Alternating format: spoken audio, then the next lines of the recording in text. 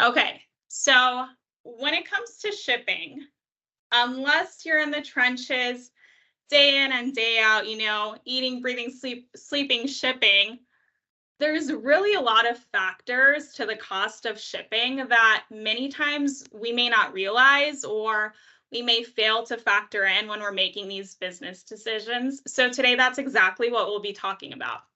So joining us today, I have a great group of guys here.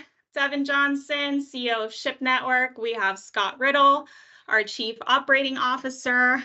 We have Zach Green, our VP of Marketing and Sales, and Scott Hale, our CFO. And thank you guys for all joining me today in this recording. And I really just want to start the conversation off with this, okay? Ready? So as an e-commerce retailer, whether you're shipping out a few dozen orders a day or a few hundred, what is it that you need to understand to make sure you're really getting the full picture when it comes to shipping rates and the cost to ship? And I thought, Zach, maybe we can start with you. You're really on the front lines talking to e-commerce retailers day in and day out. What is it that you're hearing from them? Kind of talk us through that initial conversation that you might have with someone about how are they shipping? What do their shipping rates look like? Yeah. So when we talk to regular e-commerce customers, that one of the things that they don't really consider is what effect does their box size, their branding, how they're packaging their items into a box, what effect does that have on shipping? Are they shipping a lot of air? Do they use too big of a box? Or are they shipping, do they put too much dunnage inside of the box? And it's causing those weights to go, maybe a couple ounces above what they thought it was going to be, or is it going to take it from under a pound to over a pound? So there's things that you can do on a packaging side of when you're working with your manufacturer to package your product. How heavy is that the items that you're using to really what's the presentation to your customer, and does that presentation item, is that really impactful to the presentation piece? Because that's going to add weight, and that's going to take you from under a pound to over a pound, or it could take you from 1 pound to 2 pounds. So you got to be really careful on what you use for packaging, what you use for dunnage, and the box you use or the bag you use. How heavy is that? Are you putting stickers on it to put your logo on your packaging? Those stickers can weigh sometimes an ounce or 2 ounces, and could that take your package size above what you wanted it to be at? So there's a lot of factors in shipping that you don't really think about, because e-commerce businesses, they got into the business because they love their product and they think that their product is something that someone else would love, and the presentation is something they love too. But are they considering how much those things weigh, or how big those things are? Do they create too much dims? Does it go beyond a cubic foot, which in our world, a cubic foot is kind of that, are you going to be dimensionalized on your shipping weights, or are you going to be under the dimensionalized and go off of actual weight? So a lot of factors go into deciding how to ship your package. Yeah, I would chime in and just add to that. I think it's spot on. In particular, we see customers with branded packaging where they're trying to be more efficient with their branded packaging, so they'll just buy one box size as an example that they think their average order will fit into, or in some cases even their largest order will fit into. And then we're building these boxes out and we're putting 1 or 2 items in them, and it's a 1 cubic foot box as an example that Zach just gave, with 1 or 2 items in it. Well, we're filling that box with dunnage now because we don't want the items moving around. We're consuming more dunnage, right? The larger box is more expensive at the end of the day than the smaller box would be. And then the transportation cost for that box is moved it into a different category. In many cases, with the big branded carriers that I think we all know, that box could be dimmed out at, a 1 cubic foot box could be dimmed out at 10 pounds, even though it's only a 1 pound box. So that's really critical. The other thing I think to add to that would be that many of our customers are, they don't understand all of the other fees that are applicable in this space. And they're not applicable by the third party, by the warehouse. They're applicable by the carrier that moves the package. So Zach touched on one, which is that in general, the weights are rounded up. So a 16.01 ounce box becomes a 2 pound box, whereas 0.2 of an ounce would have made it a 15.9 ounce box, or 1 ounce less would have made it a 15 ounce box. And that can mean big dollars in difference on each order. The other piece that I think most customers don't understand is that the base rate that's being offered by most of the carriers is called a base rate for one reason, and it's really simple to think about. The base is where it starts, right? You'll never be charged less than that base rate, but you'll also very rarely ever be charged only that base rate, meaning that the base rate then will have a fuel surcharge applied to it, a dimensional surcharge applied to it, very common accessorials like DAS and EDAS, and residential. Almost all our customers are shipping nearly 100% of their order volume to residences, and so they're often surprised to see residential surcharges applying with some of these carriers, because they just assume, oh, these carriers deliver to the home, therefore that. But Devin, maybe you can fill in the gap there. So yeah, base rates, yeah. I'll let him finish his thought when he comes back on the base rate. I think that one of the things that'll be worth adding to add some additional color to that is, so Scott, you're back now. We lost you for a little while there. You froze up. So I thought we could come back to you as you're finishing up your thought on the base rate. And the thing that I thought I would add to this conversation that sometimes is overlooked, or even maybe sometimes misunderstood, is, well, I guess two things. One, volume is a critical part of logistics pricing, right? It's like anything else, especially something that tends to be commoditized like logistics, that yes, volume does drive greater discounts and can improve margins. No doubt that the pricing for someone shipping 500 orders a month is different than someone shipping 50,000 orders a month. However, that doesn't hold true into perpetuity.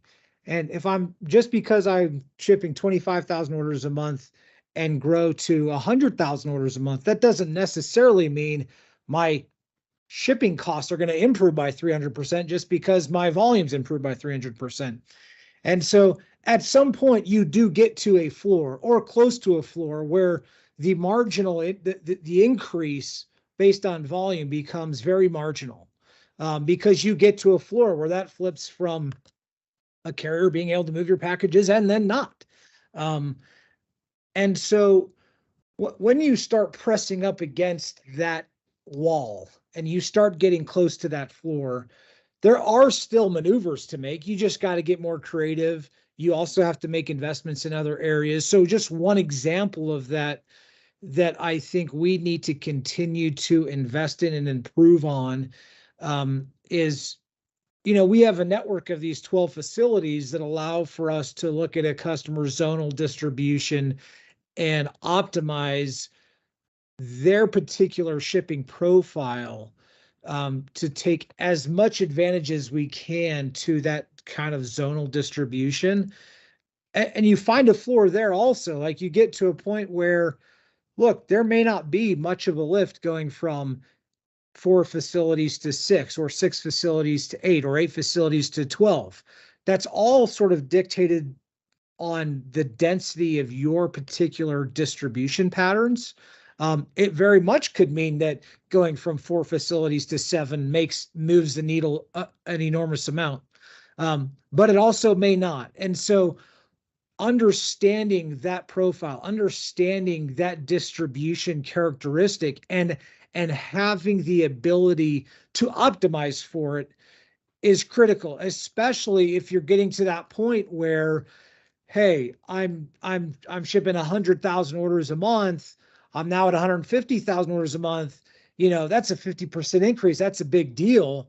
That's maybe not going to move the needle a whole lot in terms of, that 14-ounce bottle of vitamins, getting 20 cents better. Like, it's just not going to happen at that level. It's maybe a half a penny or a penny, but at some point the needle stops being able to move based solely on volume. So that next level of evolution is staging inventory in more parts of the country, so you shorten that distance, that delivery distance. And that comes with other costs, right? Now I've got to get inventory into more locations. So in theory, there's going to be a greater cost on the front end of that. And so the whole idea is that balancing act of understanding what's my distribution, how can I get closer to my customers, but also what is the cost to get closer to my customers, and where is that arithmetic black? Is it more black, going to 2 locations and paying a little bit more for shipping, or is it more black getting into more facilities and shortening that distance to my customers? And so I think that's a critical part. Once you get on that other side of like, hey, volume, just shipping a whole bunch doesn't necessarily mean that forever my pricing will always get better as long as I'm shipping more. Right. Right. Yeah, there's one side benefit to add on to what Devin's saying, which is that, for many of our customers getting closer to their end consumer, you get this dynamic duo that Devin was just touching on. We have one of our large clients that is in all our facilities, and even though there's a cost to replicating inventory across all of the facilities, they're finding that they're winning more order volume from their clients because they can deliver next day in almost all of their markets with ground services. So in other words, they're not needing to spend anything more, and they're able to get that next day service. So when their customers are shopping their product and see that, oh, it can be here tomorrow, what they're finding is even with a product that they might be selling for $5 or $10 more than a competitor, because they can deliver it tomorrow, they're winning that order volume. And especially where it doesn't cost them anything more in terms of transportation. And in fact, with what Devin said, their transportation spend is actually less because that distance to their end consumer is that much shorter. They have a lot of zone 1 and 2 distribution. And so they've kind of maxed out on that, but they found that they're winning order volume based on faster delivery. So that's the other piece to think about when looking at multiple centers, I think, is to think, hey, what is my customer experience going to be like? In addition to the savings I'm getting, and then will I win order volume from clients based on my ability with, we'll call it free shipping, right?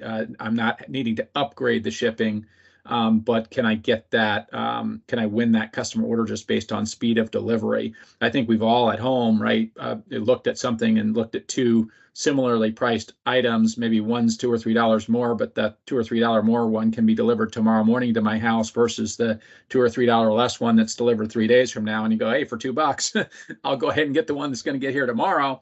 And so that's just one other thing to think about. And I can certainly finish up my thought on accessorials and base rates, or we can come back to that another time. What would you like to do there? Yeah, no, I think it would be great, because talking about how, if retailers are trying to build in a free shipping strategy, they need to know what their total cost of shipping really is, right? So if you can continue your thoughts on that. Yeah, so just to finish up the thought, right, the most common accessorial that is going to apply in transportation on almost all orders is going to be a fuel surcharge. There are some exceptions to that. The post office, first class and priority mail don't charge that, but virtually every other mode of transit is going to have a fuel surcharge. And then there are going to be other accessorials. Dimensional charges apply with virtually every carrier in the country, including the post office. And so being aware of what those dimensional charges are and if they'll impact you is, I think, really critically important. And then residential delivery charges often apply. Again, for our customers, the vast majority of the orders are going to residences. And then these delivery area surcharges are the next most common. There's 2 surcharges there. There's the delivery area surcharge, or DAS, and then there's the EDAS, or extended delivery area surcharge. And those are applying in major metro areas and then rural areas, which is really funny. So you think about what product do you move that's not going to a metro area or a rural area in America, right? You got to find that sweet spot. And so what we find, and by the way, the carriers broaden those categories every year. More zip codes are included in DAS and EDAS every year. And so what we found, and we've looked at literally thousands, God, I don't know, probably tens of thousands, but I think it's safe to say thousands of data sets from customers over many, many years now. And what we've seen over and over and over again when we look at accessorials is that fully 30% of the average customer invoice is accessorial charges. So I think it's just safe for a customer if all they have is a base rate sheet. It's very safe for them to say, hey, I'm paying this base rate plus, a ballpark of 30% to understand the rates. And then the other piece is each carrier is different. Some carriers are giving you something more like an all-inclusive price. While there are many others that give you what's a really attractive base rate. And we find that customers often, for lack of a better term, fall for that really attractive low base rate. And then because the invoicing is so confusing, they don't often really understand the impact that all those accessorials are having. We had one example, a very large customer of ours that came to us now about a year ago and wanted us to dive into the accessorial spend. And we found exactly what I'm talking about here. About 30% of their spend was accessorials. And when we looked at the growth of accessorial surcharges from 2021 to 2022, we saw that that was the fastest growing part of their spend. In other words, the carriers were raising accessorial charges much faster than they were raising the base rates. And this individual customer, we did a case study on this, went from spending an average of $13 an order all-in transportation to spending an average of closer to $20. And of course, when you're budgeting $13 and your actual is $20, it's not hard to figure out you're going to be pretty wildly upside down in terms of your profitability, because that, $7 or $8 differential can have a huge impact on your bottom line. So they challenged us to come back and do a deeper dive and come up with some solutions that would work around accessorials, which we were able to do. I'm really proud of the team there. We were able to come back and create some solutions using a different carrier mix that was able to get their target price back into that $13 range, which they had seen previously. So we were able to find a way to largely offset or neutralize the accessorial surcharges from the big carriers with a little more creative mix, not eliminating the big carriers. They're still a big part of the portfolio, but just finding ways to do a bunch of things along with what Zach had said, packaging some other elements to find ways to reduce their spend so that we could get them back on target relative to budget, which is really critically important for them. So it's just a great example of the impact that some of these additional charges are going to have. And I can't tell you how many customers have told me, we don't spend anything on accessorials. We get them all waived. And then I say, okay, well, let's just look at your invoicing. Let's look at your weekly invoice, pull me, 30, 60, 90 days of invoice. We'll go through that for you. And what do we find over and over and over again is that they're spending huge amounts on accessorials that they just don't have visibility to because they just haven't connected the dots.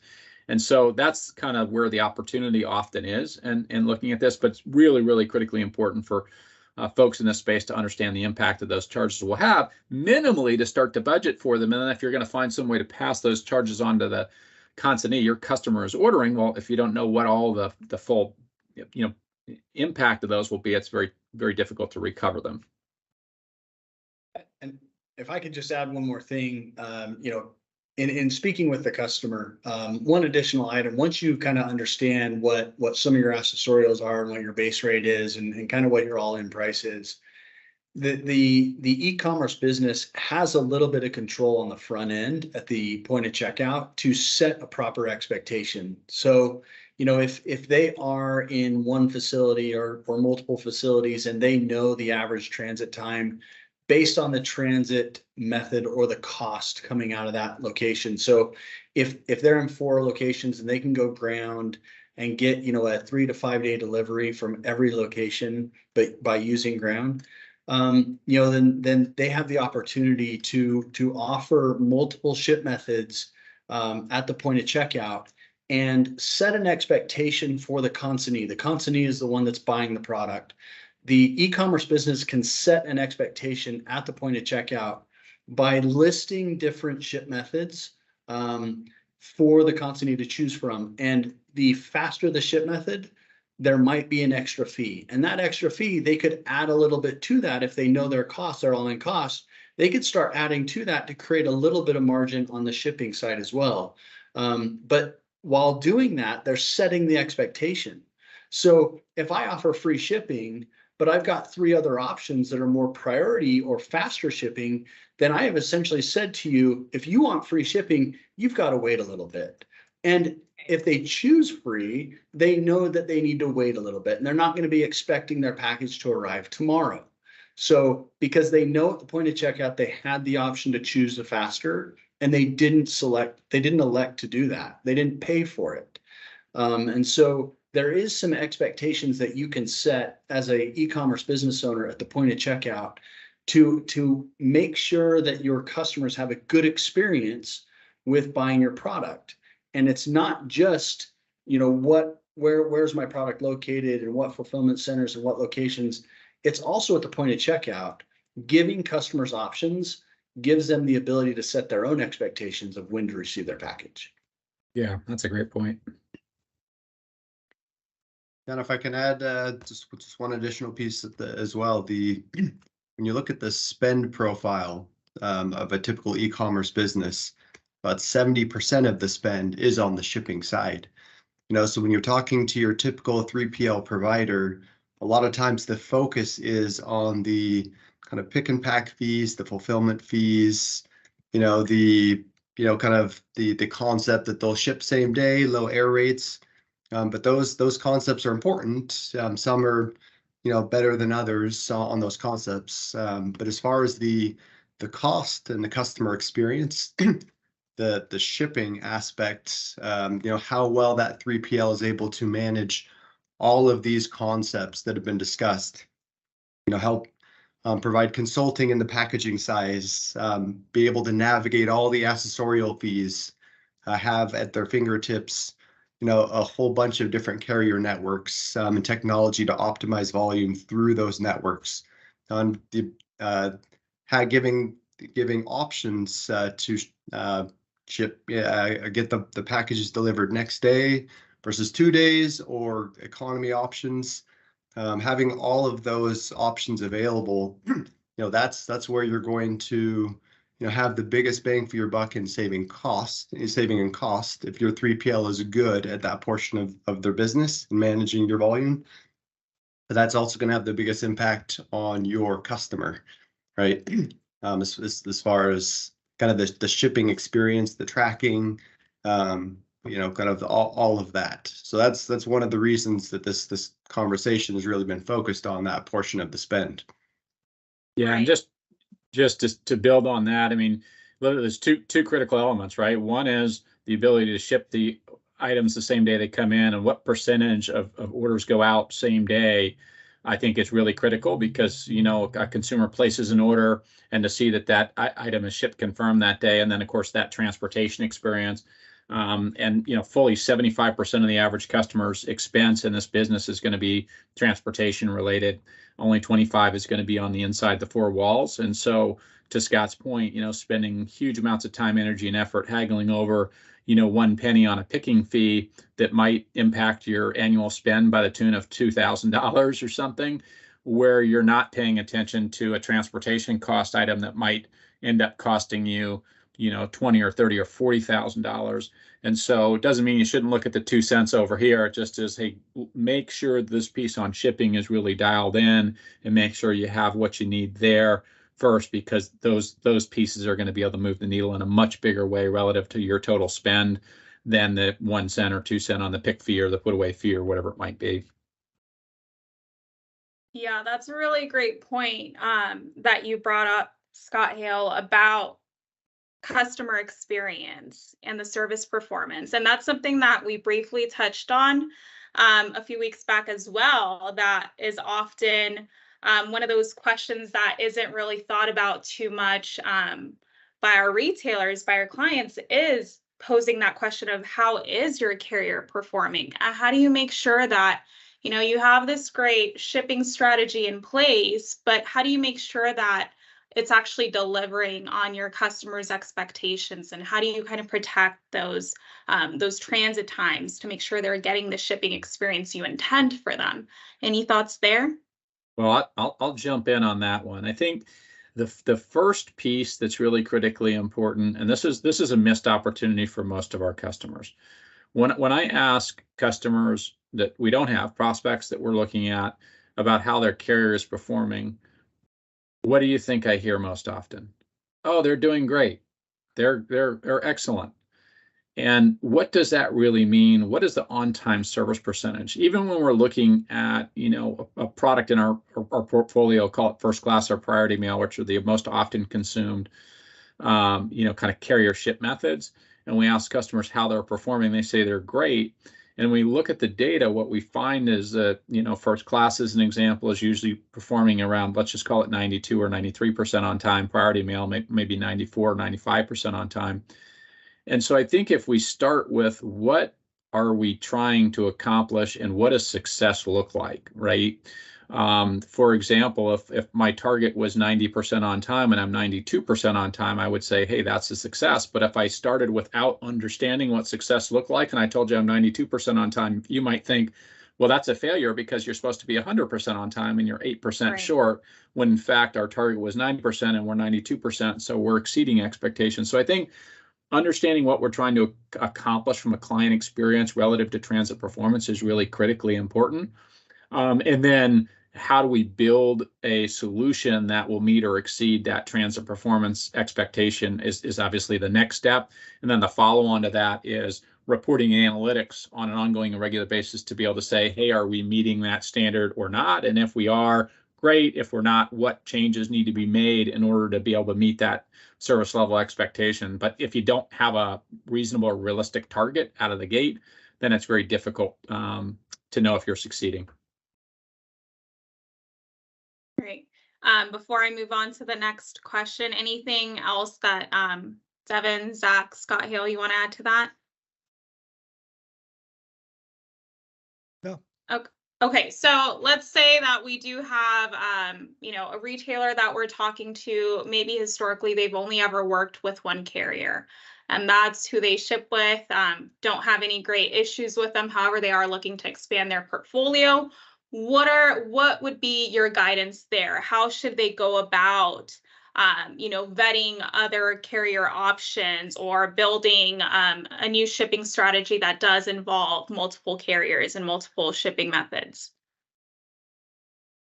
I would say, we run into this a lot, when talking to customers, where they've tried to add multiple carriers, and a lot of times when you add multiple carriers to the mix, you're adding multiple problems to the mix, right?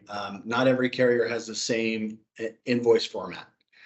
So are you an expert in the format that they provide? Not every carrier has the same claims process or the claims qualifications.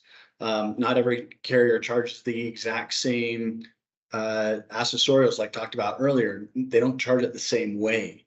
So if you've designed your box and you've designed, your automation rules and your WMS to route around some DAS and EDAS and all these accessorials, and you add another carrier to it, you've got to go back and look at every piece to make sure that automation rule fits within now these 2 carriers or 3 carriers. The other thing that you don't realize that, hey, when I want you to come and pick up my packages at 2, 3, 4 in the afternoon, I want one pickup, or I want it all to be at the same time.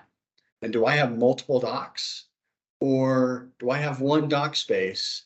And if one driver shows up late, I had one driver show up at 2:30 and the next driver scheduled to show up at 3 and the next driver scheduled to show up at 3:30. Well, the 2:30 guy showed up at 2:55. And so the 3 o'clock guy is now waiting in my parking lot for that dock space to open. And some of the other carriers are going to wait maybe 10 minutes, maybe 15 minutes, but they have another pickup to get to. Can my team go fast enough to load that trailer or to load that truck to get that truck off the dock space so that other carrier can come in so I can fill that truck? And then have I separated it out? Do I have enough room on my dock space to separate out the multiple carriers? I've got one carrier here, one carrier here, and one carrier here. Do I have enough room on my outbound space to actually prep it for product leaving. So timing, space, is my team good at separating packages, or is there a possibility that I might send a carrier A shipment with carrier B? And how do I go and track that down? Do I have a team ready to go track that down? So there's when I add multiple carriers, I add a complexity of of problems that I need to be prepared to deal with. And if I'm not prepared to deal with it, maybe I'm not ready for that multiple carrier setup. And so we've really found a way to consolidate all of that into one, and find a way to eliminate some of those multi-carrier complexities by having only one pickup or one invoice or one's claims, and just making multi-carrier shipping easier, and not complicated. That's a great point, especially like operationally, how do you manage that? What about Scott Hale? Maybe you can chime in here, your thoughts on how are you going to manage this? When you're doing an audit to figure out service performance with one carrier versus the other, and comparing that against the cost with one carrier versus the other. What would you advise there? Yeah, I mean, as you listen to a lot of that discussion, there's a lot of complexity being discussed in all of this. And that's one reason that your typical e-commerce business is looking to outsource that complexity, because without years and years of experience in that industry, just trying to go at it alone, Zach had just outlined a lot of. There's just a handful of the challenges that you looked at. This whole discussion is kind of focused on all the various things you need to be aware of to try to optimize your spend, the transit speeds. So really the finding a partner that has really deep expertise in not just kind of not just in pieces of all of this, but that has the full picture, that understands all aspects of the transportation and can kind of take that complexity off your plate, where you can trust, that all of those things are being managed.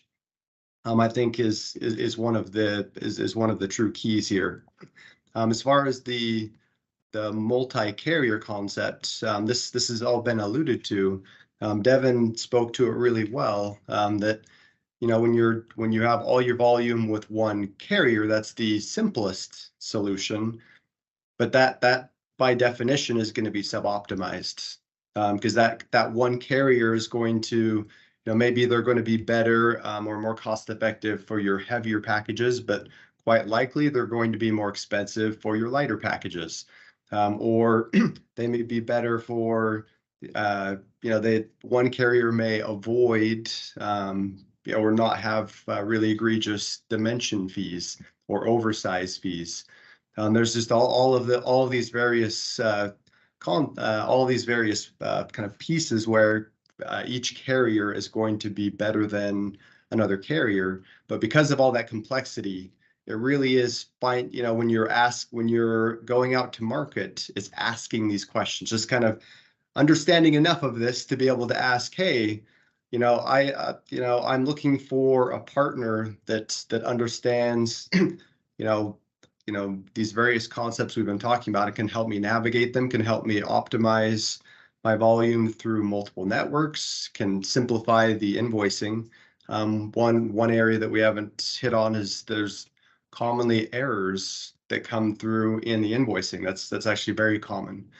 And so what we've found in years of kind of auditing all the various carrier invoices, it's not specific to any given carrier, but just in the industry, you see plenty of lots of overbilling on the accessorial fees, in lots of different areas on invoices, being billed shipments that don't belong to you, being billed duplicate shipments. There's just a lot of that.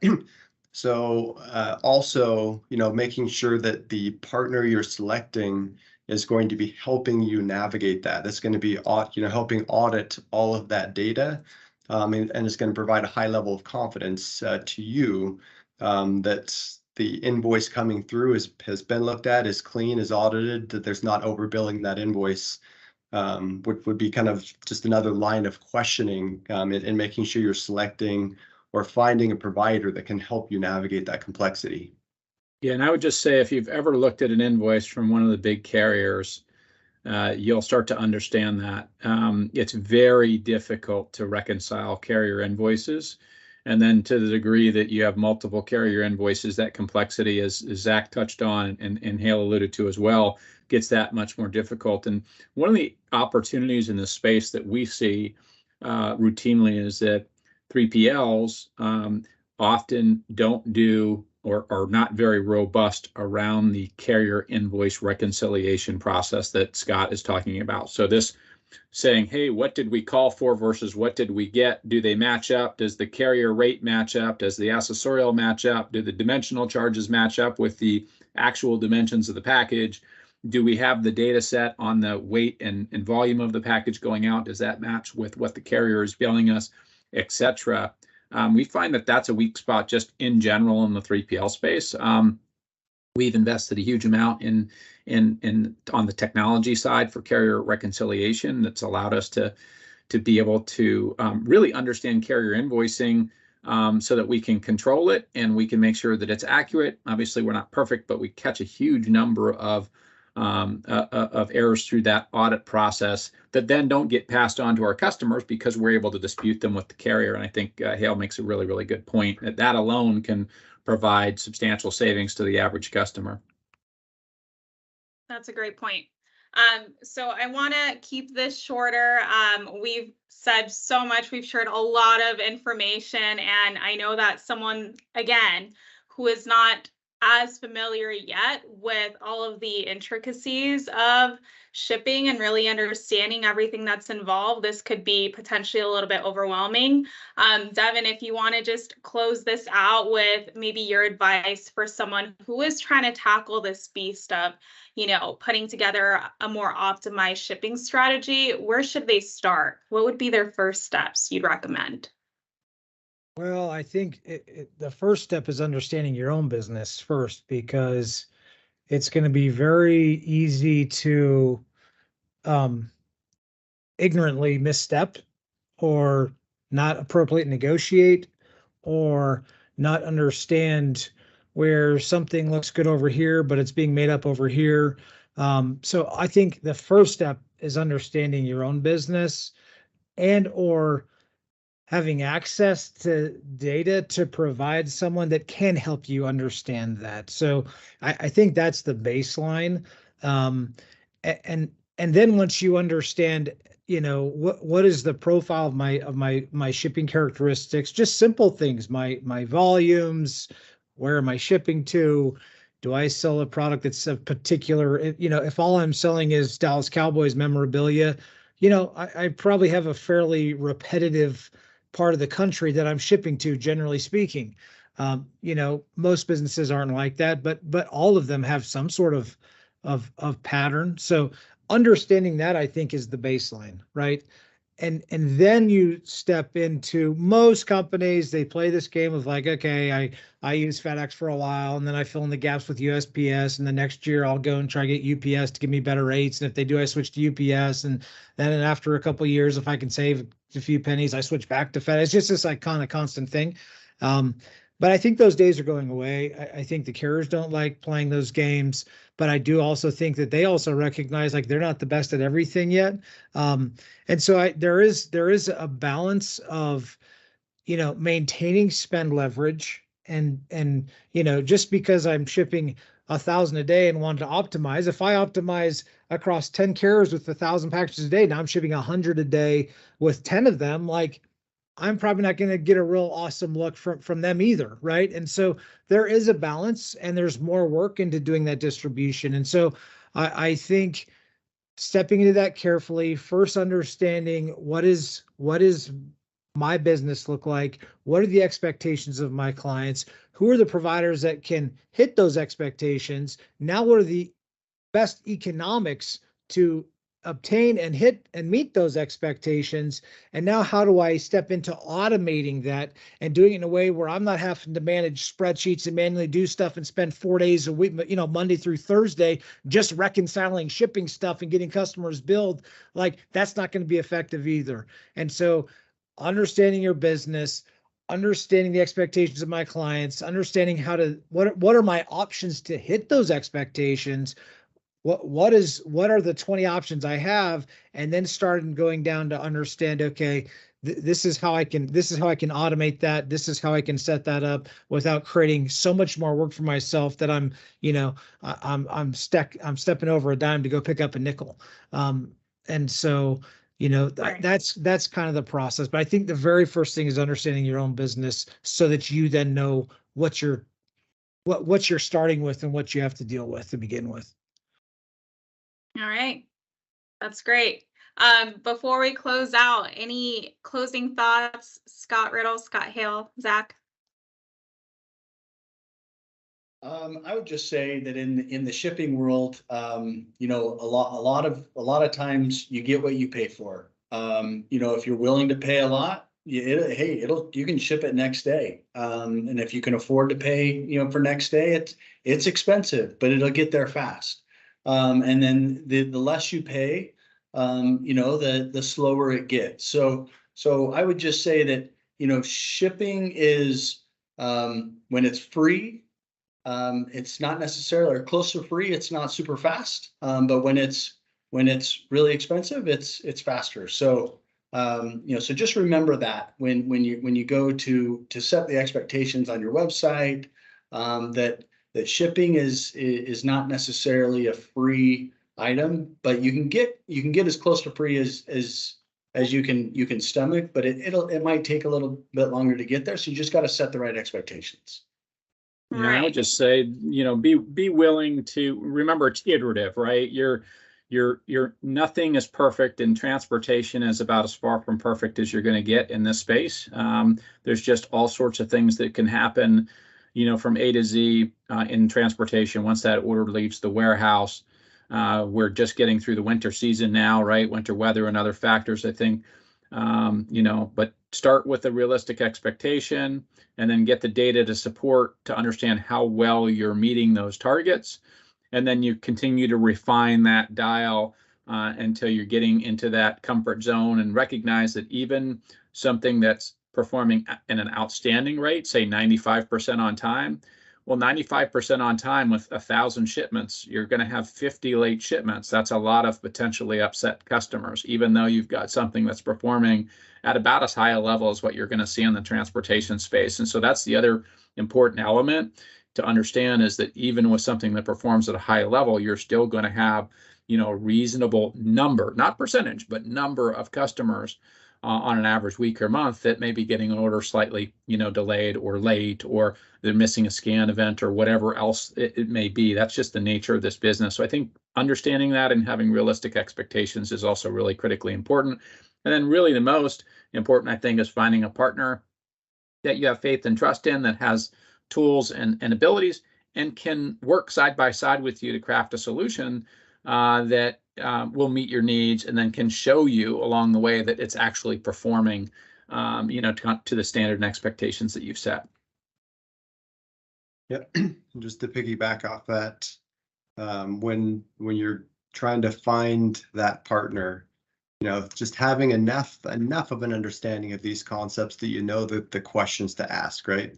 If you've got a provider that's just overly focused on their tech, right, but they're not talking about, any of the kind of the details and operations and kind of how they're going to improve your customer experience.